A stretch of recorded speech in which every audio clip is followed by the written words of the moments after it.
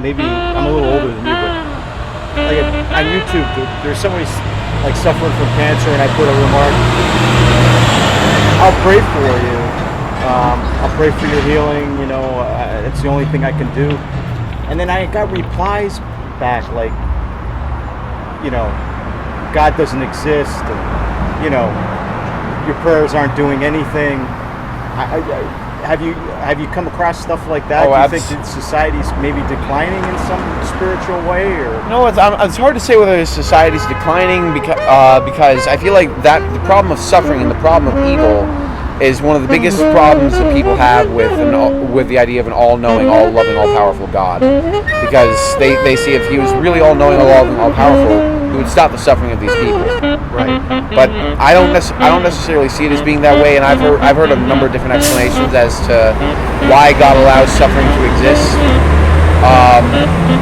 All I know is that I'm just speaking on what I know, and I've seen God do incredible things, and I've seen God use terrible situations and times of terrible suffering to, kind of puts a positive spin on them. The way I look at it is that God doesn't necessarily cause the suffering, but He'll allow it to happen to work to a greater end.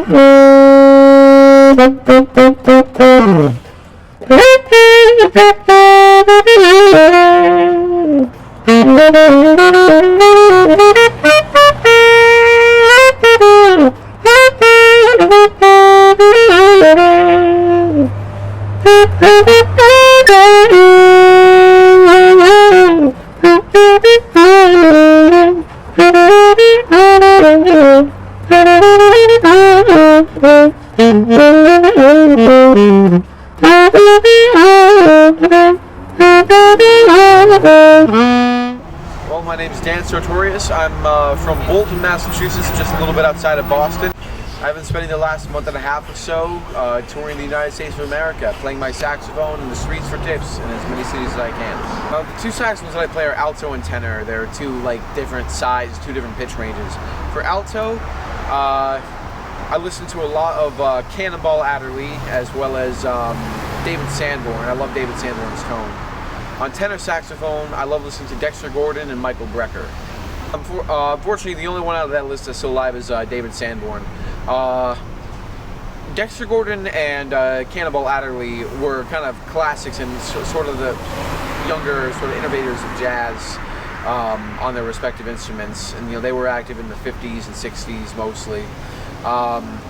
Whereas Brecker and Sanborn are more modern players. They kind of helped break jazz into the fusion age. Started playing rock and roll on saxophone over jazz music, and kind of developed the idea of funk and fusion having saxophone in it. Partybandlowell.com. That's partybandlowell, as in Lowell, Lowell, Massachusetts.com. You can listen to the band that I've been in for about 3 years now, called the Party Band. We're like a New Orleans style brass band mixed with funk, mixed with rock and roll, mixed with just general good times. We're about, the size of our band varies, but anywhere from 15 to 25 people. Everything from trombones, sousaphones, saxophones, trumpets, and a crazy percussion section. We just recently put out a new album called Mad Cadenza, sort of a follow-up to our first album, Transcendenta. That's available for download from our website, partybandlowell.com. I'm studying at University of Massachusetts Lowell, studying their sound recording technology bachelor's program. So next year I'll graduate. I'll have a bachelor's in music with a focus in sound recording technology, and my ultimate goal of that would be to work in a studio. I love the technology. I love setting up for recordings. I love making the recordings. I love transforming the raw recorded files into the best performance possible, and making music that people will want to download or play in their CD players if they still have those anymore, and just listen to for years on end. I kind of just walked into a couple of venues where they had live music, and the band saw that I had a saxophone and said, "Hey, come up on stage, kid." So I've been able to make some connections that way. But open mic nights, jam sessions, especially in musical capitals like the ones that I've been visiting, are amazing opportunities, and I've already been able to grow some of the network musically. Maybe not in recording, but at least musically. Anything else you want to say, or? Well, first of all, I got to do the cheesy shout outs part, where I shout out to my parents for being amazing moral support and for always encouraging me to work hard and to plan things out and to use my head, and who have always been just super supportive of my music from day one. Shout out to New Song Community Church, who have provided not only work opportunities to help fund this trip, but also given me partial financial backing and continue to talk to me and pray for me on nearly a daily basis. I got to give the glory to God. This wouldn't be possible without God. I believe that all the talents that I have, all the resources that I have, all the people that I know are because God has put them in my way. And I've been very blessed to know and love God and Jesus Christ. And He's provided me a lot of the inspiration and the ability to come out here and do what I've done. Oh, you like the Red Sox? I'm from Boston. Oh, really? Yep.